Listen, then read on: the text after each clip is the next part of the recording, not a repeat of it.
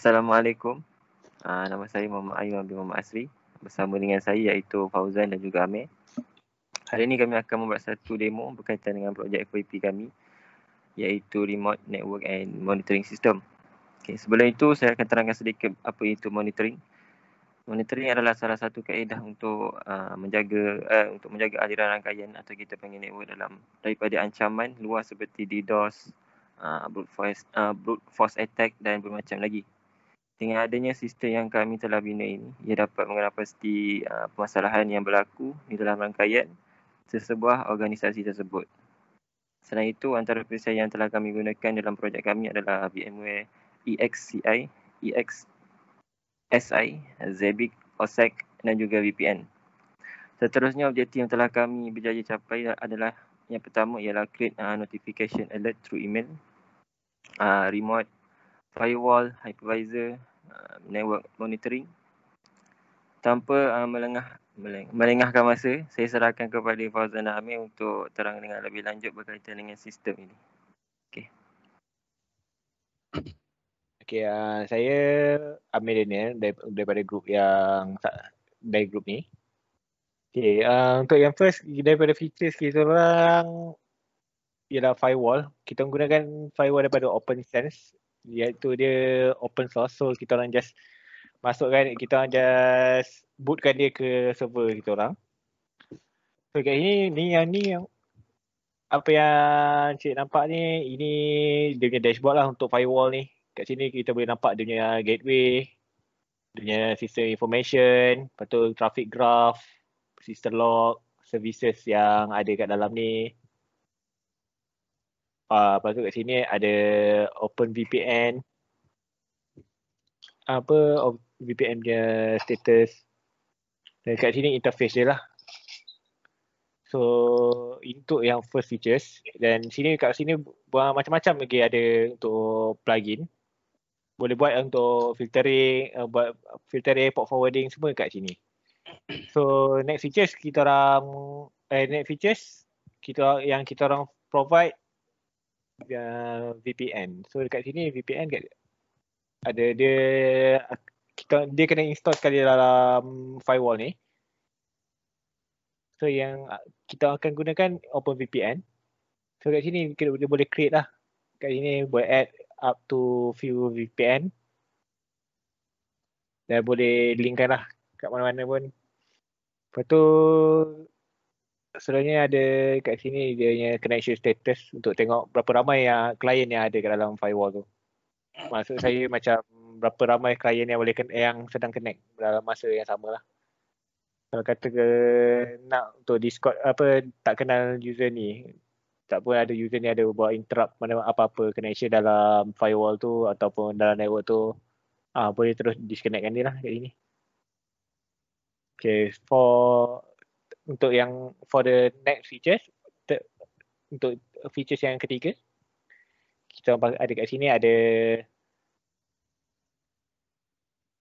kita provide VMware ESXi atau nama lain dia VMware vSphere lah. Untuk yang kita guna ni 6.7. Yang ni kegunaan untuk yang ni akan dapat jimatkan lah kos untuk daripada beli banyak-banyak device networking, workstation ataupun server blade. Yang ini just gunakan satu, so dia akan jimatkan ruang, jimatkan space dan banyak lagi lah. Seperti contoh yang kita orang dah dapat berguna, ini yang kita orang punya apa yang kita guna untuk buat testing semua ada dalam ni, semua virtual machine. So tak payahlah guna macam kat satu company tu, tak payahlah guna banyak sangat device. So yang ni sebagai contoh lah yang boleh tengok. Kat sini contoh sini untuk kita orang buat installation untuk Kali Linux. Kita orang gunakan Kali Linux ni untuk buat testing untuk kita orang punya network nantilah. Okay, seterusnya saya serahkan pada projek Fauzan Mustafa. Baik, selesai pembintangan daripada Amir Daniel sebentar tadi. Saya teruskan dengan feature yang seterusnya, iaitu kami menggunakan Zabbix yang mana tujuan Zabbix ni adalah untuk monitor network, dan juga dalam masa sama dia boleh juga monitor keadaan firewall dan VMware tadi lah. Sebagai contoh, kita boleh lihat bahagian hadapan sini, kita ada di bahagian monitoring. Di sini terdapat sistem information, maklumat mengenai Zabbix lah, sama ada dia tengah run ataupun tak run. Dan di sini adalah host availability. Di sini kita boleh tengok kita ada 3 host, dan 2 adalah daripada kami sendiri dan 1 adalah tidak diketahui. Dan di sini di bawahnya terdapat problem by severity. Dia ada disaster yang paling teruk, higher, average, warning and information, still no classified. Dan kemudian di bahagian bawah ada problem. Di sini terdapat problem di mana sekiranya ada problem, users boleh tekan task sebagai contoh untuk lihat bahagian problem. Dan dia akan terus ke bahagian sini lah, dia maklumkan apa masalah dia. Antara dia problem available by ICMP ping. Dan sekiranya terdapat problem, sebagai contoh problem yang baru ini, problem tersebut akan hantar direct kepada email admin.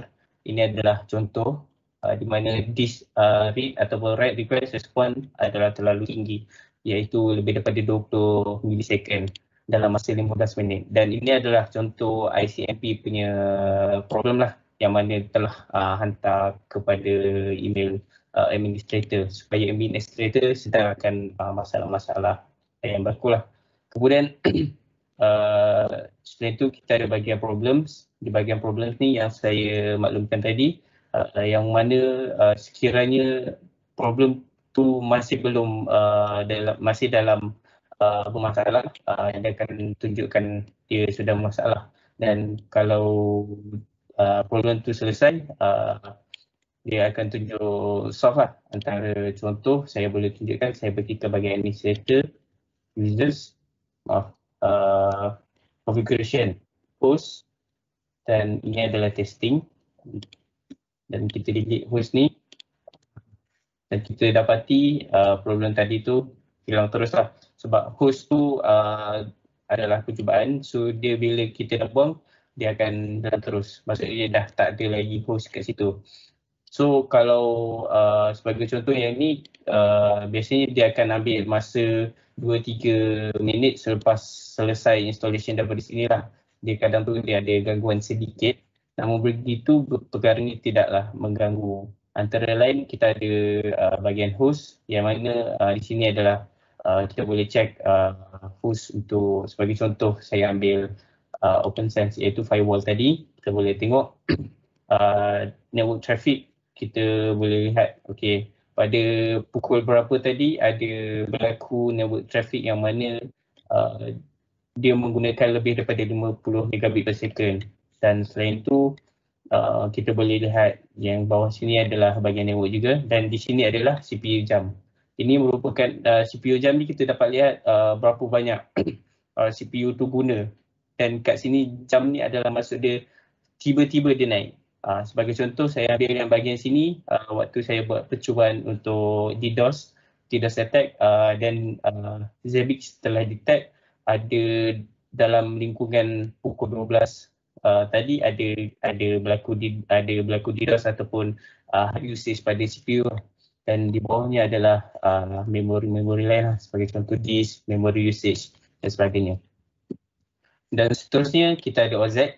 OZ ni merupakan satu threat monitoring. Sekiranya ada berlaku ancaman daripada luar, ada serangan DDoS, OZ akan detect. Kita ada main bahagian hadapan yang mana akan ada maklumat di bahagian sini. Kita ada search, kita boleh pilih tarikh pada tahun bila, tarikh bila. Sebagai contoh saya ambil tarikh pada waktu itu, ambil tarikh pada hari ini, dan ini adalah pada pukul, saya andai kata saya ambil pada 15. So di sini tak ada return lah, tak ada, dia ada maklumat pada waktu itu. Hari ini disebabkan sistem ni masih belum dilinkkan lagi ke dalam dalam firewall tadilah.